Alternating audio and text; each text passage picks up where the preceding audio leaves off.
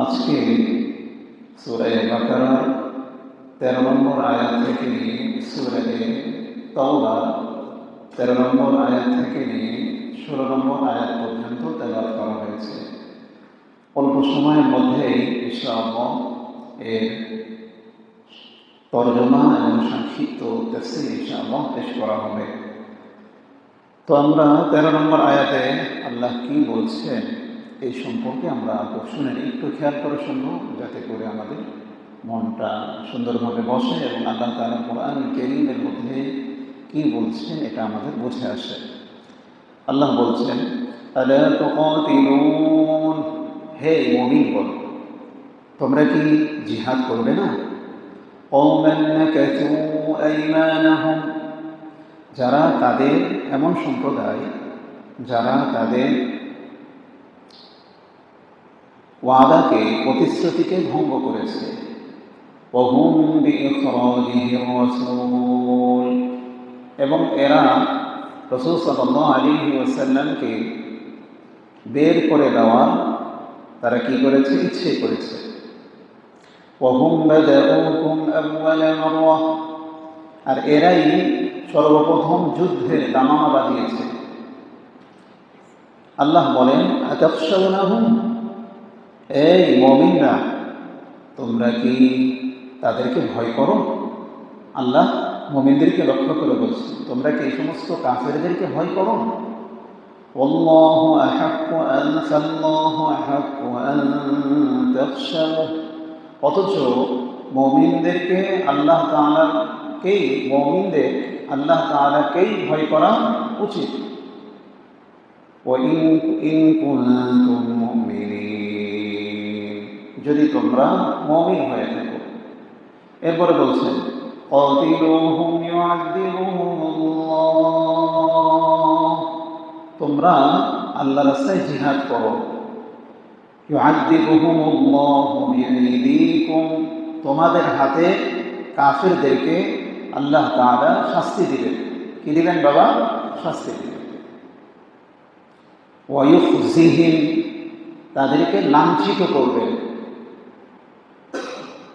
ওয়ায়ানসুরুকুম আলাইহিম, এবং তোমাদেরকে তাদের উপরে সাহায্য করবেন। ওয়ায়াশফি সুদূর কওমিন মুমিনিন, মুমিনদের অন্তরকে আল্লাহ তাআলা প্রশান্ত করবেন। ওয়ায়ুযহিরু গায়যা কুলুবিহিম, তোমাদের অন্তরের মধ্যে যে ক্ষোভ আছে এই ক্ষোভকে আল্লাহ তাআলা দূর করে দিবেন। ওয়ায়াতুবুল্লাহু আলা মান ইয়াশা, আল্লাহ তাআলা যাকে ইচ্ছা তার তওবাকে কবুল করবেন। ওয়াল্লাহু আলীমুন হাকীম, আল্লাহ তাআলা সর্বজ্ঞ প্রজ্ঞাময়। এরপর আল্লাহ বলেন, আম হাসিবাতুম, তোমরা কি ধারণা করেছো? আন তুতরাকু, তোমাদেরকে ছেড়ে দেওয়া হবে। ওয়ালাম্মা ইয়ালামিল্লাহ, যতক্ষণ আল্লাহ প্রকাশ্যভাবে না জানবেন। আল্লাযীনা জাহাদু মিনকুম, তোমাদের মধ্যে কারা আল্লাহর রাস্তায় জিহাদ করেছে। ওয়ালাম ইয়াত্তাখিযু মিন দুনিল্লাহি ওয়ালা রাসূলিহি ওয়ালাল মুমিনিনা ওয়ালিজা, কারা আল্লাহ ছাড়া, রসুল ছাড়া, মুমিনদেরকে ছাড়া অন্য কাউকে যারা অন্তরঙ্গ বন্ধু বানিয়েছে, এগুলো আল্লাহ পাক জানেন। আল্লাহু খাবীরুম বিমা তা'মালুন, আল্লাহ তাআলা তোমাদের কৃতকর্ম সম্পর্কে ভালোভাবে অবহিত আছেন। তাহলে এই হলো অনুবাদ। প্রথম আয়াত দেখেন ভাই, প্রথম আয়াত 13 নম্বর আয়াতে আল্লাহ তাআলা কাফের ইহুদি, বিশেষভাবে ইহুদিদের বিরুদ্ধে যুদ্ধ করার জন্য বলছে। কাদেরকে ভাই? ইহুদিদের। কেন? তারা সর্বপ্রথম হত্যা যুদ্ধের উস্কানি দিয়েছে এই সম্প্রদায়। বলে কেমনে? নবীজি সাল্লাল্লাহু আলাইহি ওয়াসাল্লাম যখন মক্কার কাফেরদের সাথে হুদাইবিয়া সন্ধি করেছিলেন। হুদাইবিয়া সন্ধির বিষয়টা সামনে আসবে, এই জন্য আজকে বিস্তারিত বলবো না, শুধু কয়েকটা শর্ত। এর মধ্যে একটা শর্ত ছিল এটা যে এই চুক্তি 10 বছর পর্যন্ত বলবৎ থাকবে, এক। 2 নম্বর ছিল মক্কা থেকে কেউ যদি মদিনায় যায় তাকে ফিরিয়ে দিতে হবে। 3 নম্বর ছিল মদিনায় থেকে কেউ যদি মক্কায় চলে আসে তাহলে তাকে ফেরত দেওয়া হবে না। 4 নম্বর ছিল মুসলমানদের যারা বন্ধু গোত্র, যাদেরকে আরবিতে বলে হালিফ, কি ভাই? হালিফ, এদের উপরে কুরাইশরা এবং কুরাইশদের সাথে যারা প্রতিজ্ঞাবদ্ধ বা চুক্তিবদ্ধ, এরা হামলা করবে না। এটা ছিল কি চুক্তির একটা অংশ। কিন্তু মুসলমানদের হালিফ গোত্র ছিল বনি খুজাআ, নাম কি ভাই? বনি খুজাআ। এদের উপরে কুরাইশদের হালিফ তথা বন্ধু গোত্র ছিল বনি বকর, কি নাম ছিল ভাই? বকর। এরা হামলা করে খুজাআদের উপরে, হামলা করে শতাধিক মানুষদেরকে হত্যা করে, এমনকি কুরাইশরা তাদের সাথে দেয়, তাদের সঙ্গে দেয়, অথচ এটা চুক্তির পরিপূর্ণ বিপরীত ছিল। তো তখন এরা রসুলকে বের করার জন্য উস্কানি দেয় এবং এরাই যুদ্ধের দামামা সর্বপ্রথম বাজায়। কারা? কারা? ইহুদিরা। কারা? ইহুদিরা। তো তো ইহুদিরা বাজায়। মানে ইহুদিরা এমন একটা জাতি, এরা সংখ্যায় কম। সংখ্যায় কি ভাই? কম। কিন্তু পুরা পৃথিবীর মানব জাতির জন্য এরা হলো ভাইরাস। এরা কি ভাই? ভাইরাস। করোনা ভাইরাস থেকেও মারাত্মক। হ্যাঁ, একটা ইহুদি এত বেশি মারাত্মক মানব জাতির জন্য। এই জন্যই তো দেখেন না, দ্বিতীয় বিশ্বযুদ্ধের পরে খ্রিস্টান ছিল জার্মান, এর দুটা জানি মোস ছিল, এর নাম কি জানি? হিটলার। এই হিটলার খ্রিস্টান হলে কি হইব? লাখ লাখ ইহুদিদের মেরে ফেলছে। হে নিজে বুঝতে পেরেছে এই কথা যে মানব জাতির সবচেয়ে বড় যে ভাইরাসটা, এই ভাইরাসের নাম কি? ইহুদি। এরা সংখ্যায় কম। আপনি জানেন, সকলে জানার কথা, বৈশ্বিক রাজনীতি সম্পর্কে আপনারা যদি অবগত বুঝেন তাহলে দেখবেন আমরা, অর্থাৎ বাংলাদেশ, পাকিস্তান সহ মুসলমানদের অনেক দেশ, সৌদি আরব, যাদেরকে আমরা বস মনে করি, বস যাদেরকে মনে করি, যাদের বিনিয়োগ না হলে আমরা খেতে পারবো না এমন মনে করি, যে এলাকায় গেলে আমরা মনে করি যেন জান্নাতের একটা টুকরার মধ্যে আসছে। কে জানি বলছিল না এই কিছুদিন আগে নিউ জার্সি একটা আমেরিকার শহরের নাম, সেইখানে আগুন লাগছিল। এটা তো আপনারা জানেন। আগুন বলতে দাবানল আর কি, দাবানল লেগেছিল। তো সেইখানে অনেক ক্ষতি হয়েছে। কে জানে বলতেছিল যদি বিজ্ঞাপন দেয় যে 100 লোক নেওয়া হবে এই ময়লাগুলোকে পরিচ্ছন্ন করার জন্য, তাইলে কমপক্ষে 100-র পরিবর্তে 2 লাখ মানুষ আবেদন করবে আমাকে এই আমেরিকায় নিয়ে যাও। কি বলেন? কথা ঠিক না ভাই? তাইলে আমেরিকাকে মনে করা হয় পৃথিবীর স্বর্গ। কি মনে করা হয় ভাই? পৃথিবীর স্বর্গ মনে করা হয়। এটা স্বাভাবিক। তো আমেরিকার মধ্যে দেখেন ইহুদি সংখ্যা হলো বেশি না, মাত্র 6.5%। কত ভাই? 6.5%। কিন্তু আমেরিকার পুরা রাজনীতিকে যারা কন্ট্রোল করে এরা হলো কারা? ইহুদি। এরা যাদেরকে সমর্থন দেয় সেই কি হয়? সে প্রেসিডেন্ট হয়। হ্যাঁ, আর একটা আশ্চর্য কথা হলো আমেরিকা পুরা পৃথিবীকে তারা কি করে? গণতন্ত্র সবক দেয়। উন্নত মহিলাদেরকে অধিকার দিতে হবে, এরকম তারা সবক দেয়, তাই না? আচ্ছা, আব্রাহাম লিঙ্কন থেকে নিয়ে, আব্রাহাম লিঙ্কন হলো গণতন্ত্র নামক, আমরা যে গণতন্ত্র গণতন্ত্র গণতন্ত্র করি, এই প্রচলিত পদ্ধতির ডেমোক্রেসির উদ্ভাবক যিনি করেছেন তার নাম হলো আব্রাহাম লিঙ্কন। তার নাম কি ভাই? Abraham Lincoln. এই আব্রাহাম লিঙ্কন থেকে নিয়ে সর্বশেষ এই পর্যন্ত চলমান যিনি প্রেসিডেন্ট, ওনার নাম কি জানি? Donald Trump. এই ডোনাল্ড ট্রাম্প পর্যন্ত যত শাসক গিয়েছে কোনো শাসক মহিলা নাই। দেখছেন আপনারা? কোনো শাসক কি নাই? নারী নাই।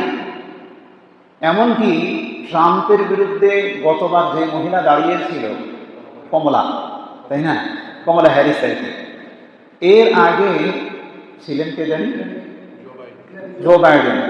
জো বাইডেনের বিরুদ্ধে যিনি দাঁড়িয়েছিলেন ওনার নাম হিলারি ক্লিন্টন। ওই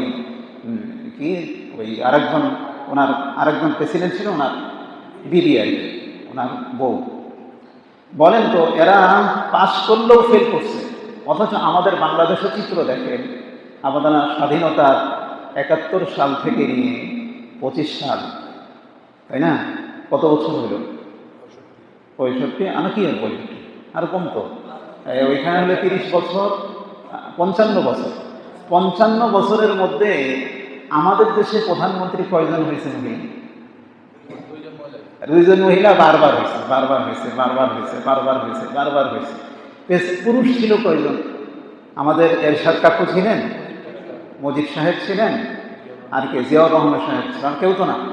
আর সবগুলো হইল নামকা অস্তে হইল এই রাষ্ট্রপতি। আসলে কিছুই না, এবং কোনো ক্ষমতাই নাই। তাইলে বলেন তো আমেরিকা নিজেরা কয় মহিলাদের শাসন ক্ষমতা দিবে, এরাই হলো শুভঙ্করের ফাঁকি দিয়ে দেখায়। এরা এটা মনে করে, অথচ এটা রাজনীতি কন্ট্রোল করে ইহুদিরা। কারা কয়? ইহুদি। কোন এক বুজুর্গ বলছিলেন, তোমরা যদি মনে করো সমুদ্রের নিচে 2টা মাছ মারামারি করতেছে, মনে করবা এটা ইহুদিদের প্রভাবে করতেছে। কাদের প্রভাবে? ইহুদিদের প্রভাব হইতেছে। এই জন্য রাসূল সাল্লাল্লাহু আলাইহি ওয়াসাল্লামকে সর্বপ্রথম যারা যুদ্ধের জন্য যুদ্ধের আগুন জ্বালিয়েছে এরা হলো বনি বকর। আর বনি বকর হলো ইহুদি। তারা ভাই ইহুদি। আল্লাহ তাআলা এই আয়াতগুলোর মধ্যে এই কথা বলতেছেন, আতাখশাউনাহুম, এ মুসলমানরা তোমরা কি বনি বকর নামে অথবা ইহুদিদেরকে ভয় করো নাকি? আল্লাহু আহাক্কু আন তাখশাউ, সুতরাং তোমাদেরকে উচিত হইল ভয় একমাত্র কাদেরকে করবে ভাই? আল্লাহকে করবে। কাদেরকে করবে ভাই? আল্লাহকেই ভয় করবে। আচ্ছা, পৃথিবীর মধ্যে যারা অন্য জাতিকে, আল্লাহ ছাড়া অন্য জাতিকে যখন ভয় করেছে, ভয় করার কারণে দেখা গিয়েছে আল্লাহ পাক তার অন্তরের মধ্যে ওয়াহান নামক জিনিস ঢুকিয়ে দিয়েছে। আল্লাহ রাসূল সাল্লাল্লাহু আলাইহি ওয়াসাল্লামকে জিজ্ঞেস করা, হুজুর ওয়াহান কি? বলে ওয়াহান হলো 2টা জিনিসের নাম। এক জিনিসের নাম হলো দুনিয়ার প্রতি মহাব্বত, 2 নম্বর হইল মৃত্যুর ভয়। কিসের ভয় ভাই? মৃত্যুর ভয়। এই ওয়াহান যখন আমরা কাফিরদেরকে নিজেদেরকে আল্লাহর সিংহাসনে আল্লাহর মতো করে ভয় করা শুরু করব, তখন ওয়াহান নামক আযাব চাপিয়ে দিবেন। ওয়াহান অর্থ হলো আল্লাহ তাআলা ভয় না করে সে মৃত্যুর ভয় করবে। আর মৃত্যু, আচ্ছা একটা জিনিস বলেন তো, মৃত্যু কি সবকিছুর শেষ না সবকিছুর সূচনা? বিষয়টা বুঝেন নাই? এই জন্য এক কবি বলতেছেন, মৌত কো সমঝা হে গাফিল ইখতিতামে জিন্দগি, মৌত কো সমঝা হে গাফিল ইখতিতামে জিন্দগি, দর হकीकत मौत तेरा इब्तिदाए जिंदगी, दर हकीकत मौत तेरा इब्तिदाए जिंदगी। মানুষ মনে করে কি মৃত্যুর হওয়ার সাথে সাথে সব শেষ, আর মুসলমান মনে করে মৃত্যু হওয়ার সাথে সাথে একটা জিন্দেগি শুরু হয়, যেটা জিন্দেগির শুরু আছে আর শেষ নাই। সুবহানাল্লাহ। এটা মুসলমান মনে করা উচিত। এই জন্য কাফেরদেরকে আপনি যখন আল্লাহর আসনে বসাবেন, মানে আল্লাহ তাআলার মতো করে ভয় করবেন। আমি যদি ভয় করি, আপনি যদি ভয় করেন, তাহলে দেখেন যারা ভয় করেছে, তাতারিদের অবস্থা দেখেন। তাতারি যখন হালাকু খা কি করেছিল, আক্রমণ করেছিল বাগদাদের উপরে, করার পরে মাত্র ৩৯ দিনে ২০ লক্ষ মুসলমানকে হত্যা করা হয়েছে। কত দিনে? ৩৯ দিনে ২০ লক্ষ মুসলমানকে হত্যা করা হয়েছে। বলে মুসলমানরা এত বেশি ভয়, মানে আল্লাহর ভয় না থাকলে তাতারিরা হামলা করে। দেখেন তখন করুণ অবস্থা দেখেন, তাতারিরা যখন হামলা করে তখন এই হালাকু খার উজির একজন ছিল মুসলমান, নাম কমসে মুসলমান থাকে না, মুসলমান। বলা হলো যে রাত্রিবেলা ফজরের সময় হামলা করা হবে। তখন হালাকু খা সে বলল, আরে ফজরের সময় কেমনে হামলা করব? তখন হামলা করলে মুসলমানরা তখন ফজর নামাজ পড়ে, হাজারো হাজারো মুসলমান জাগ্রত, আমরা পারবো না। তখন ওই মন্ত্রী বলতেছে যে বিষয়টা এমন না, ফজরের সময় আপনি ২-৪ জন মানুষ ছাড়া কাউকে খুঁজে পাবেন না। কি বলেন, কথা ঠিক না ঠিক রে ভাই? এটা সেই যুগের কথা। তো হালাকু খা যখন আক্রমণ করলো, এত মুসলমান তারা মনে করতো হালাকু খা নাকি সেই যুগে আক্রমণ করা হলো, হালাকু খা হলো ইয়াজুজ মাজুজ, তারা মনে করতো ইয়াজুজ মাজুজ মনে করতো। এমন ধরনের ব্যাকরণ ওয়াহান তাদের অন্তরের মধ্যে পড়ে গিয়েছিল যে এক হালাকু খার সৈন্য মনে করেন ঢুকছে, এখানে ৪০ জন মুসলমান সৈন্য, হেদের কয়জন? একজন। ঢুকার পরে বলতেছে, এই দাঁড়া দাঁড়া, সবগুলো হেনে দাঁড়া রয়েছে, হেগুলো একটু ধরে আসি, তারা হেনে দাঁড়া রয়েছে। আচ্ছা ৪০ জন মিলে একজনে যদি ধরতো তাহলে হে কি বাঁচত না মরতো?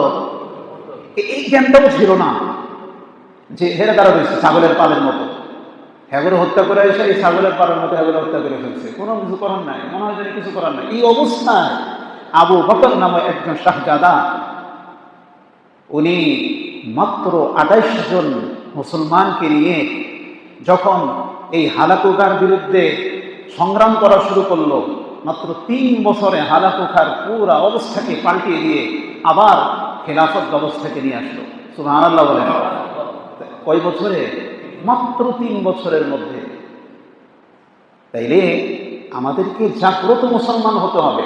আমি যদি মৌতকে মনে করি যে মৌত সব শেষ, আসলে না, মৌত হলো মুমিনের জীবনের শুরু, যার শুরু আছে কিন্তু শেষ নাই।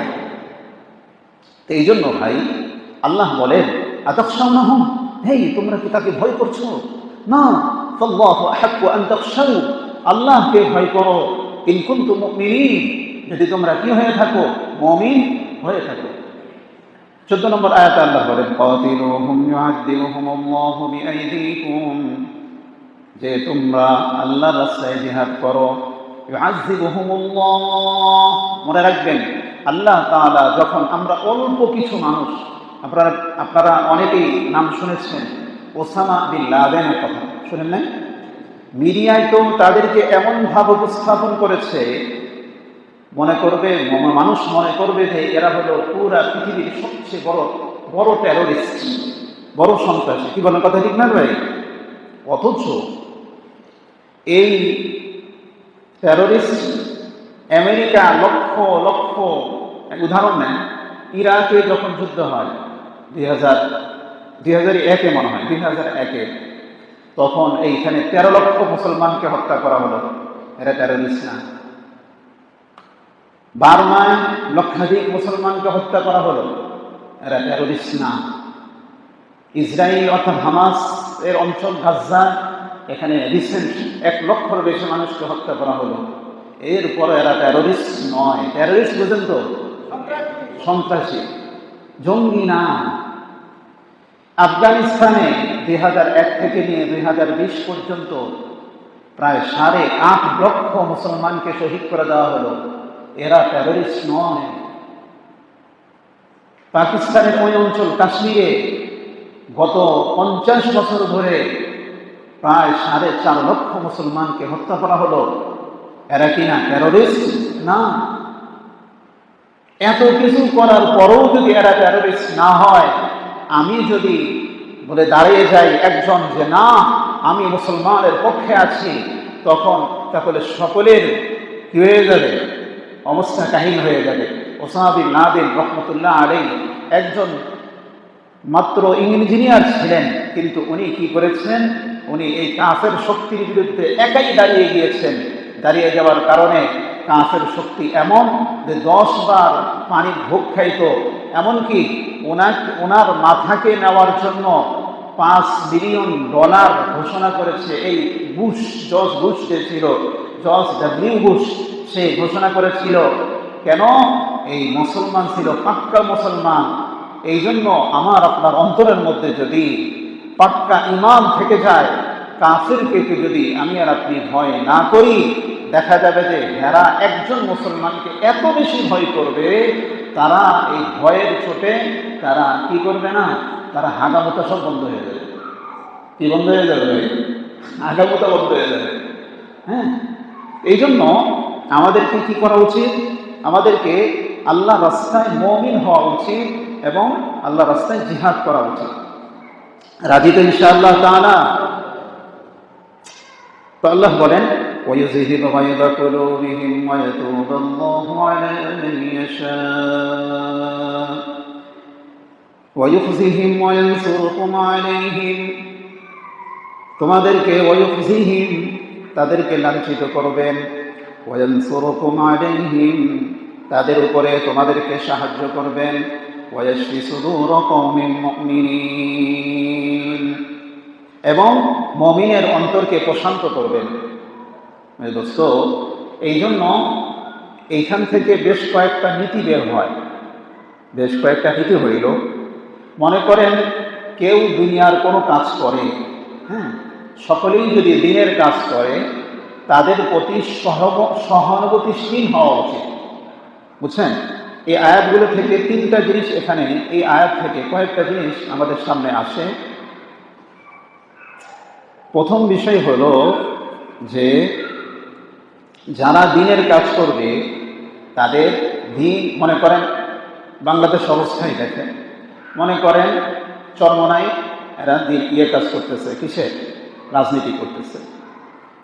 আবার কিছু দল তবলিগ করছেন, আবার কিছু দল ওনারা খানকা তথা পীর নিয়ে থাকতেছেন, পীরানি নিয়ে থাকতেছেন। তো এই যে এগুলো যে করতেছেন, একটা আর একজনের কি করা যাবে না, বিরোধিতা করা যাবে না, বরং তাদের ভালো কাজের মধ্যে সহায়ক হতে হবে। কি হতে হবে ভাই? সহায়ক। বুঝতে পেরেছেন? মনে করেন এই যে হাত, ঠিক না? আমার দিকে তাকান, এই হাত, তাই না? এই প্রত্যেকটা আঙ্গুল এই হাতের জন্য কি জরুরি বিষয়টা, তাই না?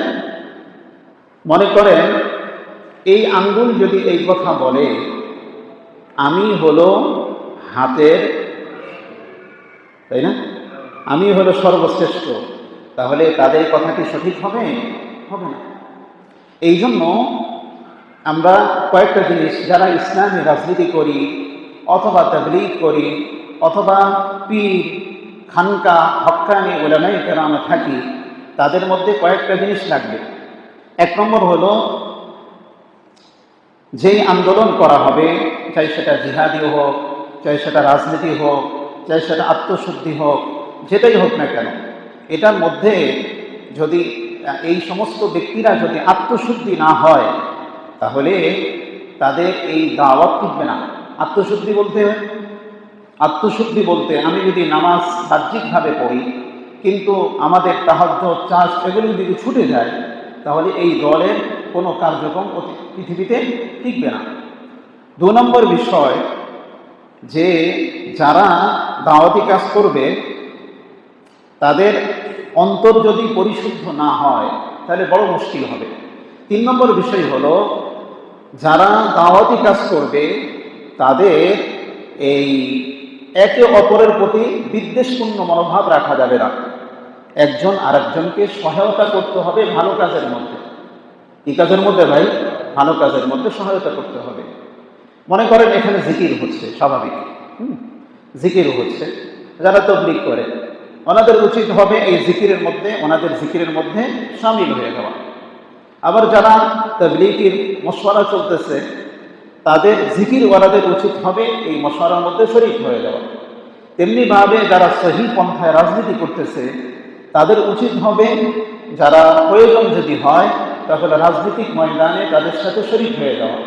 তেমনিভাবে যারা জিহাদ করতেছে, তাদেরও উচিত হবে প্রয়োজনভাবে কখনো তবলিগে যাওয়া, কখনো জিকিরে শরীক হওয়া, কখনো আল্লাহর রাস্তায় জিহাদে যাওয়া। এটা হলো মূল নীতি। এছাড়া আমরা যদি সৌহার্দ্যপূর্ণ সম্পর্ক না হয়, তাহলে ইসলাম কখনোই কি করবে না, এটা টিকবে না। আল্লাহ আমাদের সকলকে তৌফিক দান করুক, সকলে বলেন আমিন। কথা শেষের দিকে, এই জন্য ভাই আমাদেরকে কোনো জিনিসের প্রতি বাড়াবাড়ি করতে পারবেন না। একটা ঘটনা আপনাদেরকে শুনে, দাওয়াতে তাবলীগ প্রচলিতভাবে যে দাওয়াতে তাবলীগ শুরু হয়েছে, যদিও এটার মধ্যে দুই ভাগ, যদিও এটা দুঃখজনকভাবে দুইটা ভাগ হয়ে গেছে, কিন্তু যখন ঐক্যবদ্ধ প্ল্যাটফর্মে ছিল, তো থাকার সময় যখন শুরু ছিল, আপনারা জানেন এক শাইখকে বলা হতো শাইখুল আরব আল আযম, শাইখুল ইসলাম হুসাইন আহমদ মাদানী রহমতুল্লাহ আলাইহি। উনি বড় রাজনীতিবিদ ছিলেন, বড় মুহাদ্দিস ছিলেন। এমনকি নবীজি সাল্লাল্লাহু আলাইহি ওয়াসাল্লামের রওজার পাকের সামনে উনি এক পাশে বসে উনি 18 বছর হাদিসের দরস দিয়েছিলেন। সুবহানাল্লাহ বলেন। পুরো পৃথিবী ওনার ছাত্র ছিল। উনি ইংরেজ বিরুদ্ধে জিহাদ করেছিলেন, লম্বা কথা। উনি দারুল উলুম দেওবন্দের প্রথম সারির একজন সন্তান ছিলেন, মানে ছাত্র ছিলেন, পরবর্তীতে শিক্ষক হয়েছেন। ইলিয়াস রহমতুল্লাহ আলাইহি, উনিও দারুল উলুম দেওবন্দেরই সন্তান ছিলেন। উনি 6 গুণ বা 6 উসুলের যে তাবলীগ, এটা শুরু করেছেন। তো ওনাদের মধ্যে সৌহার্দ্যপূর্ণ অবস্থান ছিল। একদিন ইলিয়াস রহমতুল্লাহ আলাইহি কোন একটা অঞ্চলের মধ্যে, গ্রামের মধ্যে শুনলেন ওনার একটা ইজতেমা হবে। ইজতেমা হয় না, ইজতেমা হবে। তো এই দিক দিয়ে হুসাইন আহমদ মাদানী রহমতুল্লাহ আলাইহি উনিও ওনার এক গ্রামে, পার্শ্ববর্তী কোন এক গ্রামে ওনার রাজনৈতিক প্রোগ্রাম ছিল, রাজনৈতিক প্রোগ্রাম। তো উনি ওনাকে খবর দিল, হুসাইন আহমদ মাদানীকে, হুজুর অমুক গ্রামের মধ্যে ইলিয়াস রহমতুল্লাহ আলাইহির একটা ইজতেমা হচ্ছে তাবলীগে। তাই নাকি? বলে হ্যাঁ। উনি সকলকে ঘোষণা দিলেন, ভাই আজকে আমরা হবে না, এই সম্মেলন হবে না, চলো আমরা সকলে মিলে ইলিয়াস রহমতুল্লাহ আলাইহির তাবলীগের ইজতেমা শরীক হই। সুবহানাল্লাহ বলে হ্যাঁ। এই দিক দিয়ে ইলিয়াস রহমতুল্লাহ আলাইহির কাছে একজন সংবাদ দিছে, হুজুর এই অমুক অঞ্চলের মধ্যে এই হুসাইন আহমদ মাদানী রাজনৈতিক সম্মেলন হবে। বলে তাই নাকি? উনি ঘোষণা দিলেন, ভাই আজকে কোনো কি হবে না, আজকে কোনো ইজতেমা হবে না, চলো আমরা হুসাইন আহমদ মাদানী রাজনৈতিক প্রোগ্রাম আমরা যাব। দেখেন সৌহার্দ্য কেমন ছিল। তো ওনারা সকলে রওনা হয়েছে, মাঝখানে ওনাদের দেখা, এদিক দিয়ে সম্মেলনও শেষ, এদিক দিয়ে ইজতেমাও শেষ, মাঝখান দিয়ে দেখা হওয়ার পরে উনি বলতেছিলেন, আরে মাদানী, হুসাইন আহমদ মাদানী আপনি কই যান? বলে তো আমি আপনার ইজতেমা যাইতেছি। বলে আপনি কই যান? তা আমি তো আপনার সম্মেলনে যাইতেছি। দেখেন ওনাদের তো কত সৌহার্দ্যপূর্ণ সম্পর্ক ছিল। এই জন্য আমাদেরকে যোগ্যতাপূর্ণ মানুষ হওয়া দরকার, সব লাইনে যোগ্যতা।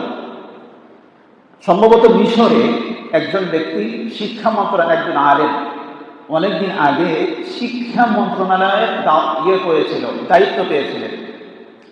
দায়িত্ব পাওয়ার পরে উনি চিন্তা করলেন, উনি ছিলেন মুসলিম ব্রাদারহুড, ইখওয়ানুল মুসলিমিনের একজন সদস্য।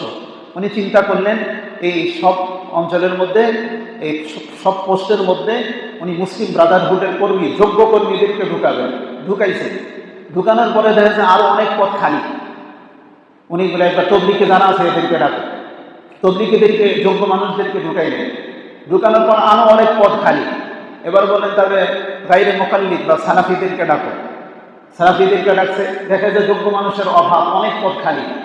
এরপরে বলতেছে যারা 5 ওয়াক্ত নামাজ পড়ে এদের মধ্যে কারা কারা যোগ্য আছে এদেরকে ডাকেন। এদের মধ্যে দেখা যায় কিছু সংখ্যক মানুষ মানে যোগ্য নাই। বলে এরপরে যারা একদিনে নামাজ পড়ে, একদিন নামাজ পড়ে, যে কোনো মানে একবেলা নামাজ পড়ে, এদেরকে ডাকো, এদেরকে ডাকছে। এরপরও যোগ্য মানুষের অভাব। এরপরে উনি ঘোষণা দিলেন, যারা সপ্তাহে একদিন নামাজ পড়ে এদের মধ্যে যারা যোগ্য আছে এদেরকে বের করো। তোমাদের আরো নাই, আরো অনেক পদ খালি। আচ্ছা, একটা শিক্ষা মন্ত্রণালয়ের কয়জন পদ থাকে? অল্প পদ না, কিন্তু যোগ্য মানুষের অভাব। এখন মনে করেন আমরা যদি খেলাফত পেয়ে যাই, মনে করেন বাংলাদেশে পেয়ে গেলে আমাদের যোগ্য মানুষ কোথায়? এই জন্য যোগ্য মানুষ কি করতে হবে? তৈরি করতে হবে। আর যারা আল্লাহর রাস্তায় যাবে তাদেরকে সত্য বলতে হবে, মিথ্যা থেকে বেঁচে থাকতে হবে। সত্য বলতে হবে, কেননা মিথ্যা কখনো কখনো শয়তানও কয়। এই ভাই, শয়তান মাঝে মধ্যে কি কয়? সত্য কয় না। মিথ্যা তো সবসময় কয়, কিন্তু মাঝে মধ্যে কি কয়? কাহিনীটা আপনারা জানেন। ওই যে আয়াতুল কুরসির ঘটনা, নবীজি সাল্লাল্লাহু আলাইহি ওয়াসাল্লাম একবার হযরত আবু হুরায়রাকে রাদিয়াল্লাহু আনহুকে যাকাতের মাল বা সদকায়ে ফিতরের মাল যেগুলো জমা হয়েছে, আমরা যে সদকায়ে ফিতর দিই না, এই সদকায়ে ফিতর টাকা দেওয়া যায়, শস্য দিয়ে দেওয়া যায়, বিভিন্ন জিনিস দিয়ে দেওয়া যায়। তো আল্লাহ নবী সাল্লাল্লাহু আলাইহি ওয়াসাল্লাম হযরত আবু হুরায়রাকে কি করলেন? এই যাকাতের মাল উসুল করে পাহারাদারির জন্য একজনকে নিযুক্ত করলেন, হযরত আবু হুরায়রাকে। আবু হুরায়রা পাহারা দিয়ে বসে রয়েছেন দরজার সামনে। গভীর রাত্রে একজন ব্যক্তি আসলো, বুইরা, এমন বুইরা যে খটখট করে আসে, আওয়াজ হয় আর কি, খরমের আওয়াজ হয়, খট খট। আইসা কি করতেছে? তাড়াতাড়ি করে কিছু না কিছু খায় ধরে দিচ্ছে। আবুরাকে ভালো করে ধরছে, কই যাচ্ছে? ভাই কি, আমি বুড়া মানুষ ভাই। তো কি হয়েছে বুড়া মানুষ? ভাই আমার সাওয়াল পাওয়াল অনেক বেশি। সাওয়াল পাওয়াল তো বুঝেন? সাওয়াল পাওয়াল মানে কি? সন্তানাদি অনেক বেশি ছড়া। মানে ভাই আমি কামাই করতে পারি না, আমার ছাইরা দাও, আমি আর আসবো না। আর আসবি না তো? বলে না, আর না, যা ছাইরা দিলাম। সকালবেলা ফজরের নামাজ পড়ছে আবু হুরায়রা। নবীজি সাল্লাল্লাহু আলাইহি ওয়াসাল্লামের অবস্থা ছিল, উনি ফজর নামাজ পড়ে পূর্ব দিকে মুখ করে বসতেন, আমি যেমনি বসছি। বসার পরে আবু হুরায়রাকে প্রথমবার জিজ্ঞাসা, আবু হুরায়রা কি খবর? আল্লাহ জানাই দিছে, গতকাল রাত্রে তোমার যে বন্ধি কি খবর? বলে হুজুর বন্ধি? হুজুর ছেড়ে দিচ্ছে। কি করেছে? হুজুর এত আমার সাথে আমি আইসা কাকুতি গুলিটি করছে, ছেড়ে দিয়েছি। আল্লাহ রসুল বলেন, সায়াউদু, আবু হুরায়রা আগামী রাত্রে আবার আসবে। আগামী রাত্রে কি? আবু হুরায়রা মনে করছিল যাক আসবে কি আসবে না জানি না, যখন আল্লাহ রসুল বলেছেন সায়াউদু, এই কথা বলার সাথে সাথে আবার আসবে, আমার ইয়াকিন হয়ে গেছে। উনি আবার বসে রয়েছে, এশার নামাজের পরে ভাতটা খায়া বা খানা টানা খেয়ে বসে রয়েছেন। হঠাৎ করে দেখতেছে ওই বুইরা আবার খট খট খট খট খট খট করে আসছে, আবার কিছু খায়া কিছু নিয়ে চলে যেতেছে। আবার কিরে তুই না তুই আইবি না, আবার আইসস করে আমার ধরছে, আজকে তোরা ছাড়াছাড়ি নাই, তোরা আজকে ইয়সরের কাছে নিমুই নিমু। কেন ভাই ছাড়া তো ভাই, বুড়া মানুষ, এই দেখুন আমার শরীরে কিচ্ছু নাই, একটু কষ্ট নাই, আহারে। আবার আহারে সত্যি তো, যা ছেড়ে দিলাম। এখন দ্বিতীয় দিন রাসূল সাল্লাল্লাহু আলাইহি ওয়াসাল্লাম সকালবেলা বলেন, আবু হুরায়রা তোমার বন্ধুর কি খবর? বলে হুজুর ছেড়ে দিচ্ছে। সায়াউদ, আবার আসবে। সায়াউদ কি? আবার আসবে।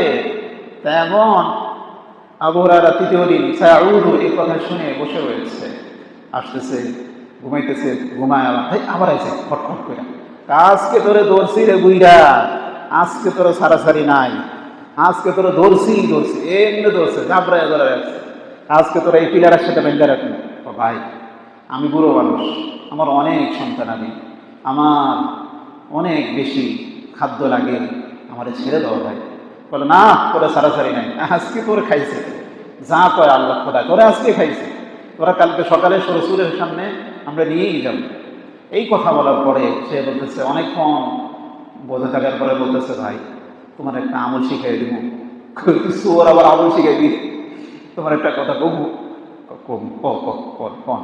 তুমি আমলটা করলে শয়তান তোমার কাছে আসবো না।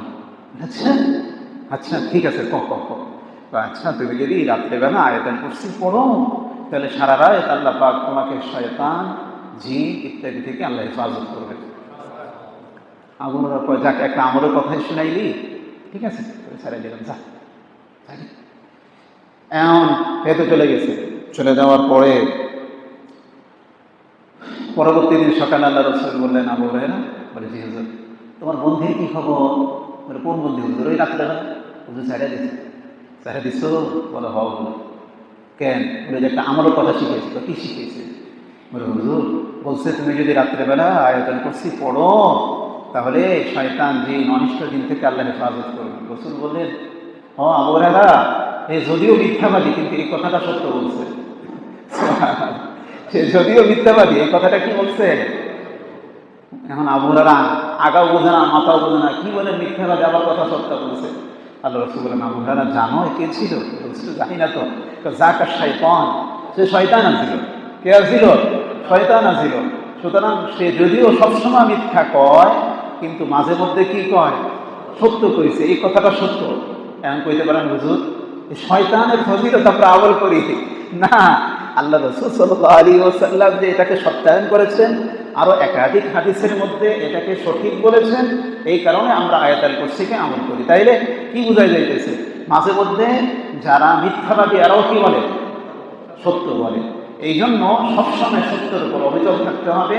আল্লাহ আমাদের সকলকে তৌফিক দান করুক। সকলে বলেন আমিন। ওয়া আখির দাওয়ানা আলহামদুলিল্লাহি রাব্বিল আলামিন।